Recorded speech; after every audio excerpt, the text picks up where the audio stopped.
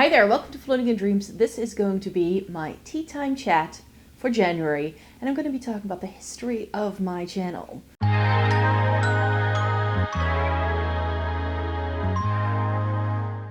Welcome to everybody watching today. Thank you so very much for joining me. This video is going to be just a chatty video. I like to do these once a month, and I very often pick topics where we discuss things that I see going on within the makeup industry, within the online beauty community, whatever it is, that's what I pick. And there have been loads of different people who have been joining this channel. And I did a Q&A, I think, over the summertime, but I just thought that it would be fun to do a tea time chat where I tell you a little bit more about the background of the channel, how I like to run things, how I like to go about things, and all that jazz. In case you're new here, hi, my name is Maaike. I live in the Netherlands. I have fair skin with a cool to neutral undertone, and this greatly influences how I feel about makeup. I have been reviewing makeup for more than a decade. I love eyeshadow palettes, as I could trace, and getting the use out of my makeup. So if that's something you're interested in, then I hope you'd like to consider subscribing. So yes, a tea time chat all about floating in dreams as a channel. I'm sort of just going to take you through where this channel even came from, why I like doing the things the way I do them, and sort of just get stuck in. Because I know that when there's a lot of new people joining the channel, if people haven't been here for a while, then sometimes they're like, yeah, but why do you do it like this? Or why is this the way you prefer to do things? And I try to give you a little bit of an idea of that in my intro so that if you've never been here, that you can at least get a gist of what I like to do, but it is a little bit more complicated than that. So grab a drink, grab a snack, because we're going to be here for a while. Yes, the history of my YouTube channel. Let's just start at the beginning and give you a bit of a chronological order, because this channel didn't start as a YouTube channel. In fact, the first thing I ever did was start a blog back in 2010. And then I had a friend who was like, hey, but could you do a video on this content? And that's when I started doing videos, but not very regularly. And I wasn't posting, like, not even every week. I was only doing a video when I felt that I could do one and I didn't have the equipment. I really sort of gently got into it, and I don't think I really started to do things according to a filming schedule and having some sort of concept of what I was doing until I think 2019, 2020. For years I was just posting whenever, and then I got into weekly videos, and then I was like, oh, maybe I should film more times a week, and the blog started to take a bit of a backseat, and I started doing more videos over time. So for me, this entire thing has been an incredibly gradual process. I'm not a creator who came on here, bought all the equipment, got the lights, and had a plan. I mean, I don't have a plan for this channel. It's just something I like to do in my spare time. I'm filming this on my day off, and I try to juggle a job in teaching, and at the same time I'm doing this. And I just feel, and I've done an entire video about this, is that online you don't see the difference between people who are filming casually and the people who are doing this as a true job. And I very often get asked if I'd like to do this as a job, and part of me does, but then there's another part of me who would miss colleagues, who would miss teaching as well, having students in my classroom and doing that. I've been doing that for 16 years now, 17. It's 20. Oh boy, it's 18 years. I feel old. I've been teaching since 2006. So January 2006, that's when I got my first teaching job. So yeah, it's been 18 years. So it's just not a part of me that I would want to miss. So I think there's always a part of me that would like to remain a teacher. And to be quite fair, online content creation isn't exactly a very steady job in the sense of monthly income. It can really fluctuate. So it's just a bit of a risk to put all of your money into that basket, unless you have several different revenue streams that you can depend on, and you have one that can allow you to pay all of your bills, and then the social media stuff can, and then as you grow, you can do it like that. So yeah, for me, this whole thing is just something I like to do on the side. And I do make a little bit of money with these videos that I do. And I do make a little bit of money from the blog now as well. And I make a little tiny, like teensy tiny bit of a commission if you shop through any of the links that I always put in my description box. There's a few that I always have there that you can always use, that you can just like shop through some of my favorite products. But whenever I do like product specific videos, if I can still link them, because I do talk a lot about older makeup on my channel that I can no longer find. Then if you do shop through those links, if I can find them, then sometimes I'll make a commission, but there's loads of those links that I know I will not be making a commission off, even if you do shop through them, because there is no affiliate link, like affiliate program link to it.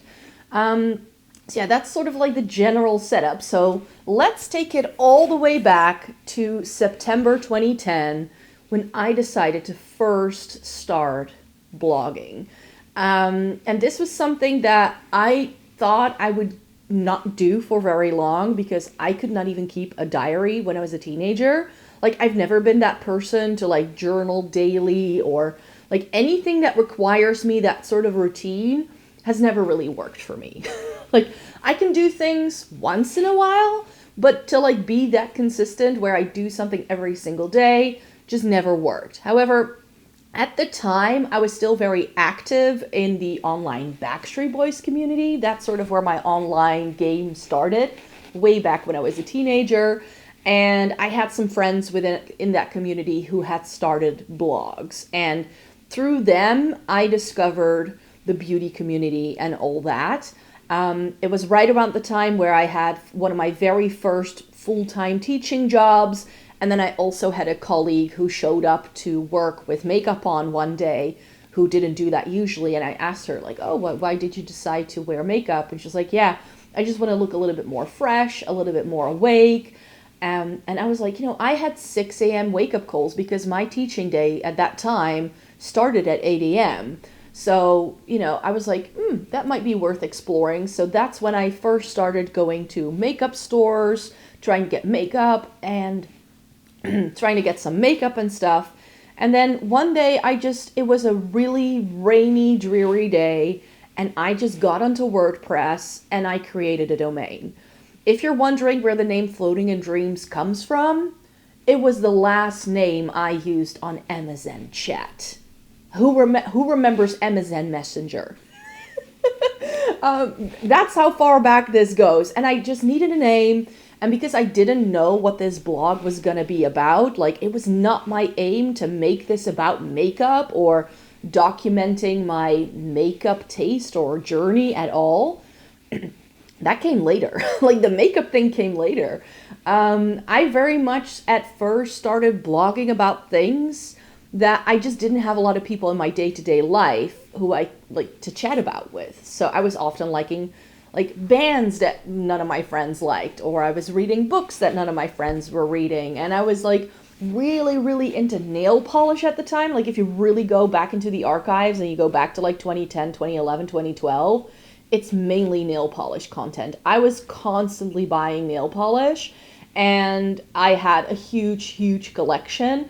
So I sort of started the game as a nail creator, but not really, because I was just like showing what I put on my nails every week. And that was about it. And like whenever I had made a new purchase. But my nails are like, I used to bite my nails as a kid way up until I was in my 20s. And then when I started working, from one day to the next, I stopped biting my nails. And that's where the nail polish actually came in. Because from all the nail biting, my nails would split. And they were very, very weak. And I tried everything. I tried nail hardeners. I tried the whole 9 yards. But I found the only thing that would really work is to have a protective coat. And I was like, I might as well make it fun and colorful and glittery. So that's where the whole nail polish thing came in. And that's why I get a lot of comments from people on my nails. Your nails look but that's why they look the way they do. It's nail biting that I started way before I can even remember. I've always done it as long as I've had teeth and nails. I've been biting nails. And that's just really messed up the look of my nails. And of course, could I get them done? For sure, but my nails are incredibly small that whenever I've had any sort of nail tech touch my nails, there are certain nails they won't do because there's so little nail bed to work with.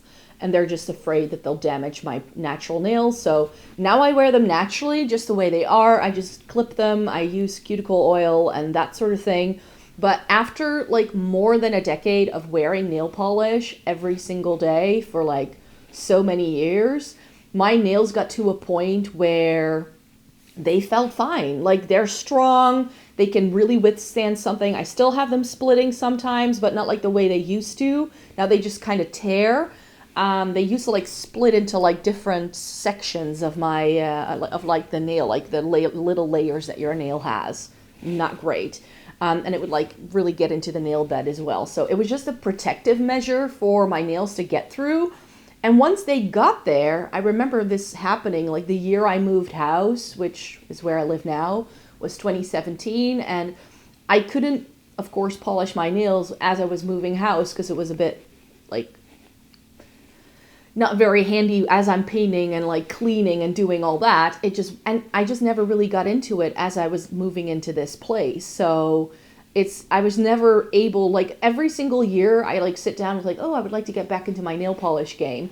And I do it for 2 weeks and then I can't work it into my routine for some reason. So, yeah, there's that. So it started all off with nails. That's how this whole thing got started. And then I slowly but surely, as I started to discover more makeup, made makeup a part of the blog. But I don't think I really did anything like reviews or anything like I wasn't really a reviewer. I didn't see myself as an expert on makeup because I had only started using makeup like a year before I started my blog. So I didn't really feel like I had any sort of say in like what worked for me. Like I was really sort of discovering what might or might not work for me. And it's kind of documented over on the blog because I like all of the makeup purchases I did back then and like what was in my makeup collection. It's all still there because for some reason I just never felt the need to change domain names. Like I had people who I followed for a while who would like change their domain name like every single 6 months because it no longer represented who they were. But I kind of stuck to it and all of my blogs are still in the same spot. So you could technically like go back through the whole thing because I have thousands of blog posts online and some of it has nothing to do with makeup at all. I'm not even sure if I stand by all of the things I ever posted. I don't personally really go back to any of my old blog posts. So, but yeah, if you'd ever want to explore and sort of see the journey that I went through, then it's definitely very much still up there. So you could have a look if you'd want to. So yeah, there's that. It started with a blog, and as I mentioned, it then came to a friend. I was trying some Essence and Couture stuff already, because it is easy for me to get, because I can just go to my drugstore to buy these products. I now sort of do things online a little bit more, because that's where the products are released a little bit quicker. But what you're seeing, what I was seeing is that those posts did really well. And a friend of mine was then like, you know what I would appreciate if you didn't just like do a blog post on it, but if you could actually show them in a video. And that's when I started doing some Essence and Couture's videos, and they really just got a lot of views actually straight away. But like I was new to filming, I had no lights, I was still in my old place, which was one room. Back when I started blogging, I was in one room, so it didn't really give a lot of options for like filming or setting up any sort of like filming equipment. And also at the time, I wasn't making any money out of it, so I sort of had to make do with what I had, which was a point and shoot camera, which didn't even have like a screen that flipped out, so I could never check as I was filming. So it was definitely like a process, you could say. So I did my best, yeah, just did a couple of things here and there. Sometimes did a video, and I sort of continued what I was doing over on the blog into the channel. So I was doing just like talking about the things I liked, whether that was makeup related, but I did a lot of book content on here. People always find it very strange when I tell them this, but actually the most viewed video on this channel isn't makeup related. It's a book video I did years ago, and from time to time, every fall, it starts to get views again because it was an overview of like gothic fiction, and that one for some reason like really took off, but not until like a year after it was posted for some reason. It's like a video from like 2017 or 2018. No, 2016 maybe even, because I filmed it in the old place. But that was like that's still till this day one of my most viewed videos. But nothing else with the bookish stuff really started happening. Like nobody was following me for that. And then I sometimes did a bit of fashion content because those were the things I was doing on my blog as well. And I was like sort of really coming from a more personal approach. Like, hey, if you like these things too, then maybe you'd like this channel. And I wasn't really taking the approach of, you know, how social media works. Like you find your niche and you dig into the niche and you make sure people follow you because you're the expert within the niche, and then you take it from there kind of thing. I've never taken that approach. It's only through filming and from getting the feedback from all of my viewers that I started to find my niche. So I've never had a game plan like to get to 10K and being able to make a little bit of money every single month with what I do on here. If you had told me that when I was a student in university, when I first started blogging, I would have probably laughed in your face, because this was not something that I even viewed as a viable career choice for someone like myself. Like this was always something I saw other people doing. And I had loads of people in my day-to-day life who knew about this, who were saying things, but you should do like tutorials because I love your eye looks. And I was like, yeah, but I don't do the kind of eye looks that do well from like a tutorial standpoint. Like I remember back in like 2015, 2016 when we got cut creases and all that. Like I've tried it all, I've done it all. I had a colorful phase where I really dug into like what colors suit me. And again, it's all on this channel if you want to go ahead and see that. But I have just found that with my eye shape and the way I live my life, a lot of the things that do well from like a beauty influencer kind of perspective just don't suit me. Sure, if I were a full-time beauty creator, could I do more creative looks? Yeah. Could I do more colorful looks? Because I do really enjoy color. I'm wearing one of my favorite sweaters today. It's a lounge sweater that I just wear around the house. I wouldn't wear this to work because it's super big and oversized, but I want it to be comfortable because it's been really cold. So I was like, you know what? I'll just wear my favorite red sweater because I just love a bit of red in my life. And if you've been following me, you know. And one of my favorite lipstick colors to wear is a red. Like, it's just, I always like bounce back between nudes and reds. Those are like the only two things I really go for. So for me, like, I've really tried everything that the makeup sphere has to offer. And I've just found I just need to stick to who I am and what I like to do.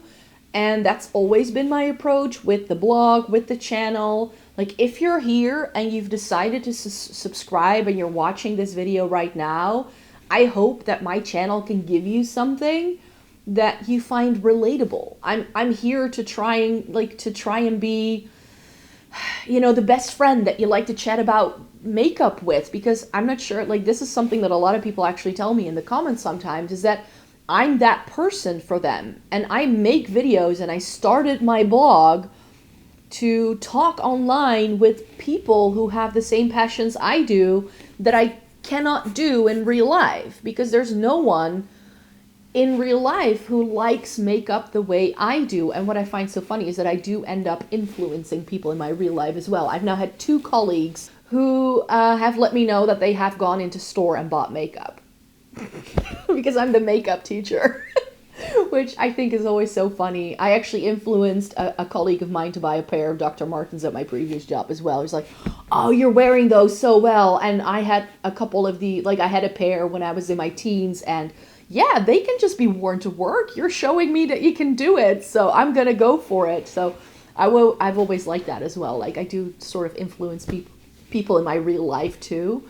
Not just because I gift them my like use makeup or anything like that, but also because people like see me do things and like, oh, I could do that too, you know? So, and that's sort of like the entire spiel that I've got going on in this channel, is that I want it to be as relatable as possible. And to me, a bright blue cut crease with clouds is not the kind of makeup that I go out in and live my life in. And I think that that's really something that I started seeing happening with the popularity of things like Instagram, where I saw people do beautiful makeup looks if you saw a close-up of their eye.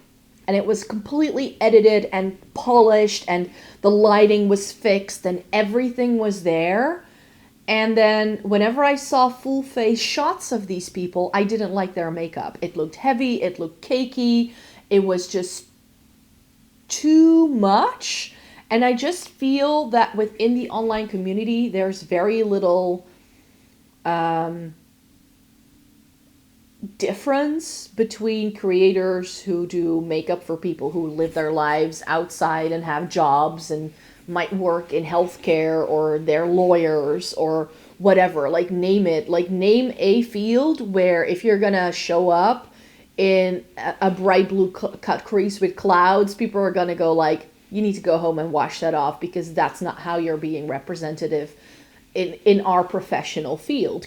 Because there are certain guidelines, like depending on where you work. I know I'm going to get at least a couple of people who are going to come into this comment section and say things like, oh, but I do it. You do you. Have fun. It's just not how I choose to live my life. And I know that there's a lot of people out there who also don't choose to live their lives that way.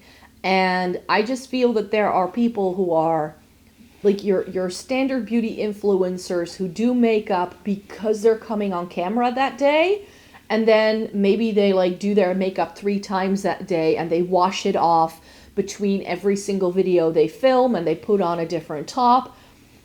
I don't have time for that, because I work 4 days a week in education. I have 1 day a week where I have a little bit of extra spare time. That's something I started doing when I changed jobs about a year ago, that I would have like a day where I can do other things and it doesn't take up my entire weekend. And, you know, sure, could I, because I have lights, so could I like come home, take off my makeup, redo my makeup, and film another video? I'm sure I could.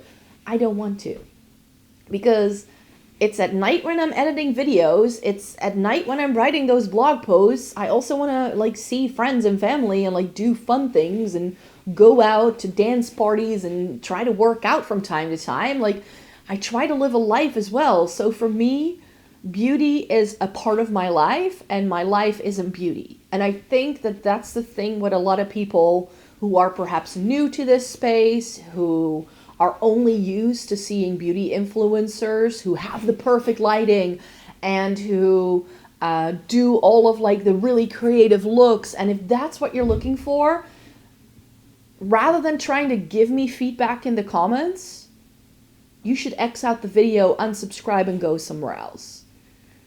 Because that's not what I'm about. That's not how my channel is set up. If that's what you're looking for, we're not here for that. I film with natural lighting as much as possible.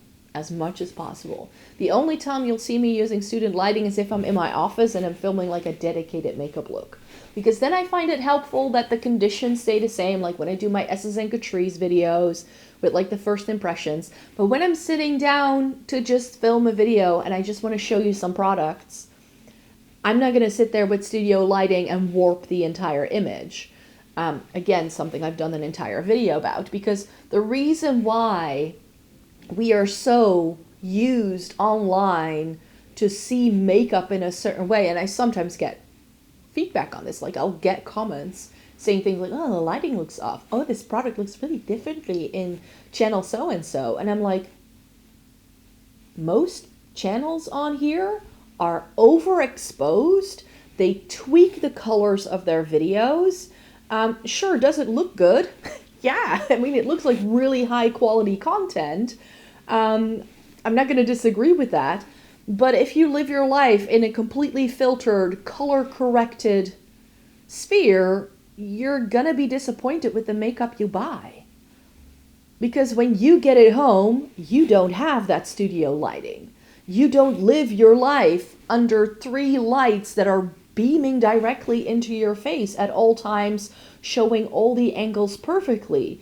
So whenever I have seen people say things like, oh, but I was really disappointed in this or whatever, or I went into store, because stores do this as well. They have this really nice overhead lighting in makeup stores that makes everything twinkle really beautifully. But then you go out in natural daylight. Today's a gray, cloudy day over here. Your makeup is not going to look the same.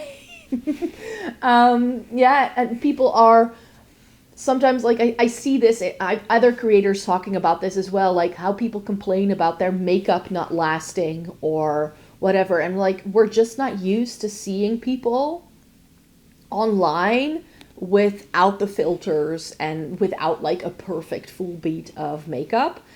I sometimes film videos at the end of the day and I don't touch up my makeup and I look like a sweaty greaseball, but I've just been teaching for 8 hours. What are you gonna expect? Like today I'm off, so I do my makeup, sit down to film videos. That's usually how I do it. So I very much feel that as a creator, my aim is not here to be viral and like to go viral and to be the most aesthetically pleasing channel on the planet.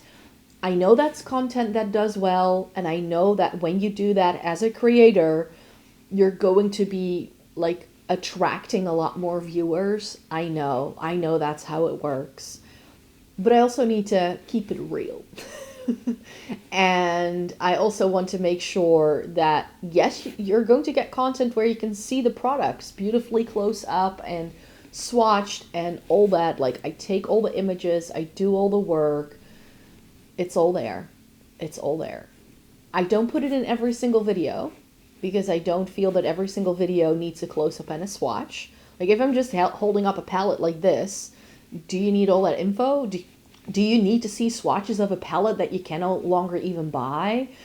So when I say in my video that I like to go back to like older products, it's something I do all the time. If I like something, I want to keep it around. I want to get the use out of it. Granted, I have a lot of makeup, so I'm not going to get the same use out of it as someone with a very small curated makeup bag who uses the same gold pencil every single day and it goes through it every single year and just repurchases it. That, like, I'm not like your average makeup consumer either.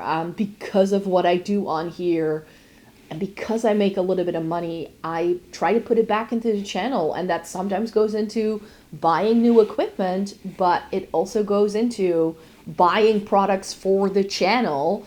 And that also means I get products I don't like that don't necessarily suit my coloring sometimes. Not because it was sent in PR, but because I try things out for the channel. Like, if I'm curious after a certain product, like I had that last year with my K-Beauty little eyeshadow trial that I did, I will just buy a bunch of palettes using the AdSense money from this channel, and I do the trial. But of those 10, 11 palettes that I have, I'm happy if I like half of them. You know what I mean? Like, it's not something that I know necessarily is going to work for me because I don't just pick and choose. And I am someone who has actually stopped watching beauty reviews online. I don't read any of them anymore. Not because I don't want to hear other people's thoughts, but because I don't want the thoughts of others to interfere with my own user experience that I like to share on this channel. So I don't watch people's reviews on things unless it's like a more expensive product, or it's like a new to me brand, or it's a brand where I'm like sort of interested and I want to see like what the swatches are like from some creators that I do watch. Like, sometimes I'll just like watch snippets of it, but I don't want to hear their full thoughts, because if I then buy the product and I'm going to be influenced what they say about it.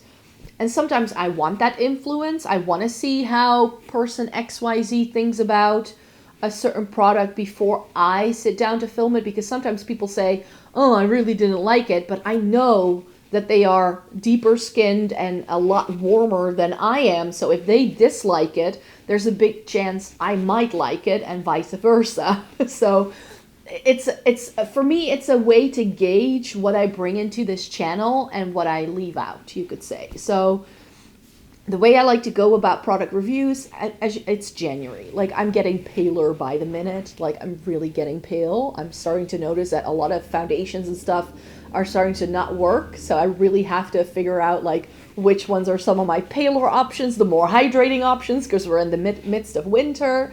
But yeah, I am fair-skinned. I have a cool to neutral undertone. I always stress this in the intro. I prefer cool-toned eyeshadow on myself. That's a preference I have, not because I feel I cannot get away with warm tones. I'm wearing an orange-red sweater and it looks fine, and that's due to the neutral undertone, really. So when I pick foundations, I tend to lean towards peachy pinks rather than like yellow tones. Like, my skin isn't warm tone enough to get away with yellows and oranges. Clothing-wise, those also don't really look that great on me. But I can wear certain warmer shades, whereas, you know, if you're a true cool tone, that's a no-go.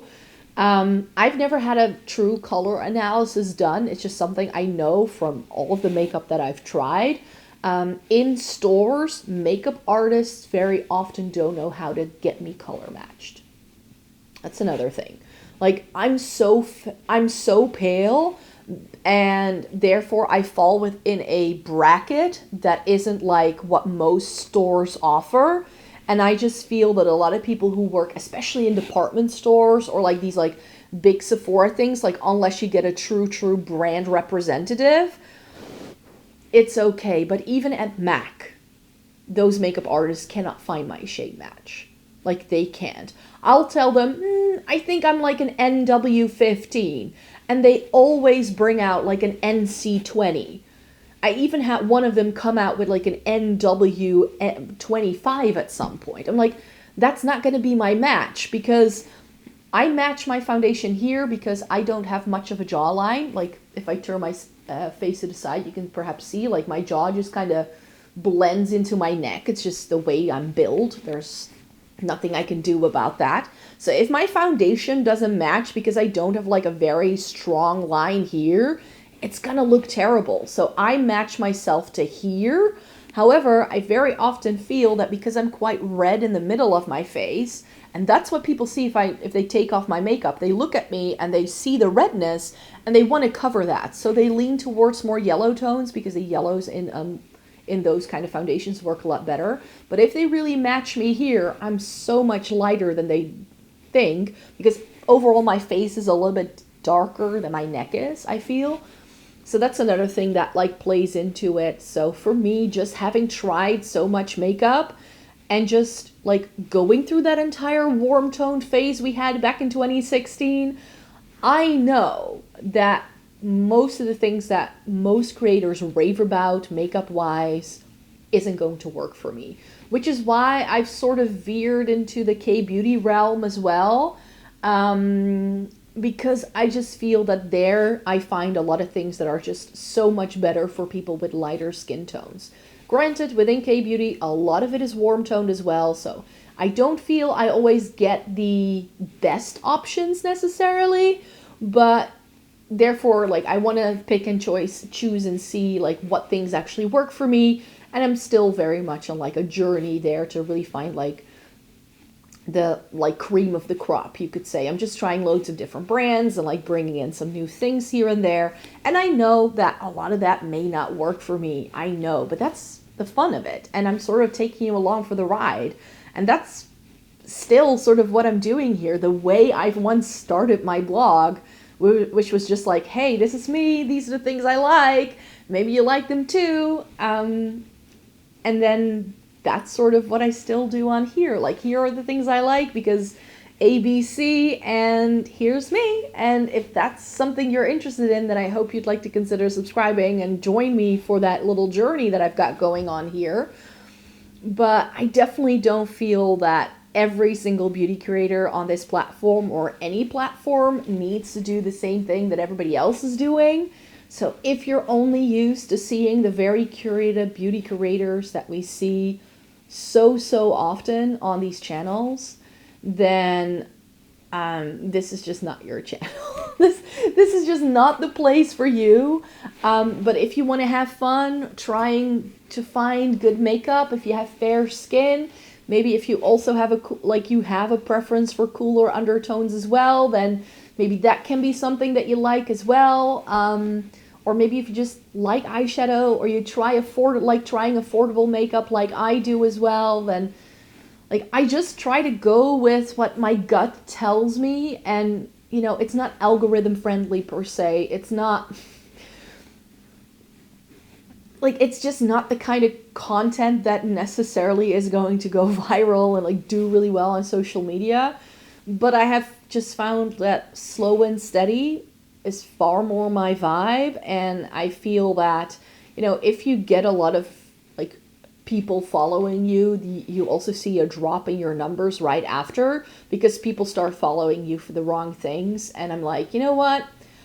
I love the little space we're curating here together. I feel that the comment section is always super positive and engaging, and I love the people who show up and take the time out of their days to leave me regular comments. Some people comment on every video, some people comment on just a few, and that's the kind of space I want this to be for all of us. I want this to be a space where we can just hang out and chat about makeup like we're friends, and help each other and try to figure out, because I don't know everything. Sometimes people ask me questions, I'm like, sorry, can't help you there, because that's not something that I'm really into. Like, people will ask me recommendations for lip liners. Yeah, maybe wait a year, because I'm only just getting into lip liners right now. So I'm trying to start, like, trying out some formulas to see what I like and what I don't like.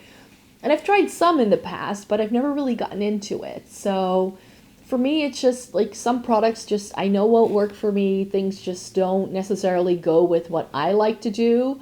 So I just want to stick to the things that I know I can do and that I can do well, rather than trying to force myself into like the mold of what we see beauty creators do. Because I just know that it wouldn't be feasible for me in the long run to keep that kind of thing going, especially not besides having like a regular 9-to-5 job, because that's just not going to happen. I just like, whenever I've heard creators say like, oh, I'm so burned out, or I really have to think of my mental health, very often I feel they are the people who let themselves be guided by algorithms and chasing views. And I don't want that. I don't want that for myself. I don't want that life. I want to protect myself from that. So yeah, I'm not looking to be the biggest, baddest, best beauty creator on this platform or any platform that I'm active on. I just want my input to be informative and as helpful as I can possibly be. And that's it. That's all I can do. And as I mentioned, I am sometimes pretty limited in what I can do because of time constraints and the fact that, yeah, you know, certain things just don't work for me the way they do for other creators. I would, like, if I had a light to medium skin tone with normal skin, content creation would be so much easier. And if I had a warm undertone, because so much makeup is aimed at warm skin tones as well. So like a warm, light to medium skin tone, so I can try all the foundations, all the concealers. I can go in with the powders. I can use any setting spray I like. Normal skin that isn't too sensitive or dry, so that I can try all the skincare. I would love it. I would love to have that, but I don't. Oh, and I want like tons of lid space so I can do all the cut creases and like crazy makeup looks that you see everybody doing. But with this much lid space, like if I just look straight ahead and I don't raise my brows and I don't look down, I have like this much lid space. And that's actually already my brow bone. Like this is already like the bit of skin, that's my brow bone. So I'm not going to put eyeshadow here because it's essentially already in my brows. I mean, I get them done at the beauty salon because I just, if I have to start plucking my own brows, it's like, no, it's not good. But if I let them grow out fully, my brows grow down to here. So this is all brow bone, people. All of this is brow bone. It looks in the videos like it's going to be crease. It's not. My crease is right here. And all of this disappears the minute I open up my eyes. So those are just some of the challenges we're working with. And as I mentioned, if you're here for that, thank you very much for joining me, for being here, for sticking around, for being a loyal follower. I really enjoy having you in this beauty space. So thank you again to all of the regular subscribers who've been here for a while. Also, if you're a new subscriber, thank you so very much for joining me. If you've only joined us in the past couple of weeks or the past couple of months, I do appreciate every single one of you for taking the time out of your day to hit that subscribe button, to like my videos, to leave the comments, and let's just keep building this community together. But like I said, slow and steady rather than hard and fast. I'm much more about the slow and steady life for sure. So thanks so much for joining me here today. Thumbs up this video if you liked it. Subscribe to the channel if you'd like to see more by me. I make several videos every single week, so if you'd like to stay tuned for more, because there's a couple of like one-offs coming this month. I have like January is always sort of like my month where I do like, I don't have like a dedicated series that I want to do in the month, but I do videos that I do once a year in January. So I've got some exciting things coming your way for sure. So if you'd like to stay tuned for all of that, and then I hope to see you in my next video. Bye-bye.